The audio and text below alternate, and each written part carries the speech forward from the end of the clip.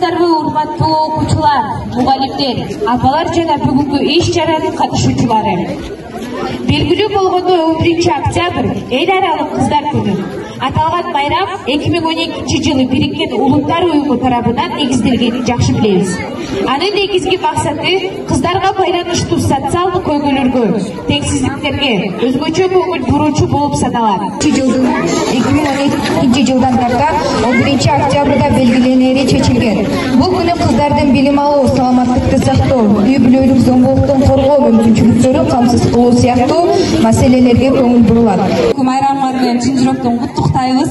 Анан негизи баарыңар билесиңер, 1 жылдан бери Улуттук кыздар федерациясы менен иштешип келебиз. Мурун бул майрам жөнүндө биздин маалыматыбыз жок болчу.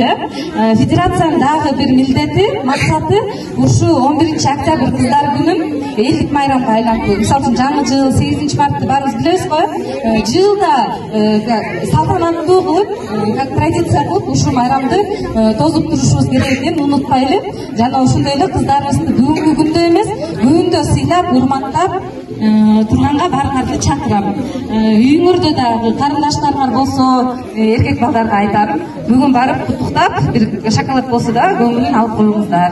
Анан бул майрамдын айырмасы 8 марттан. Мисалы 8 мартта эжелердин, апалардын майрамы деп аралаштырып атпайбызбы? Бул кыздарга гана тиешелүү майрам, өспүрүм кыздардын майрамы. Дагы бир жолу майрамдар менен урматтуу биздин Тамчы айылда мектептин гимназиясынын кыздары, силерге чын ден соолук, узун өмүр, иштериң, окууларыңарга албан ийгиликтерди каалайм. Анан мен ишенем, ушу биздин мектептен чыган, биздин Кыргызстаныбыздын бир четин чойгон мыкты кыздар чоңоет деп. Баарыңарга рахмат дагы бир жолу. Анан өзүңөр билгендей, бүгүнкү күндөн баштап 60 күндүк кыздарды колдоо боюнча марафон старт алды. Ошого активдүү катышууга баарыңарды чакырам. Былтыр өзүңөр билгендей гендер чемпион болдук эле.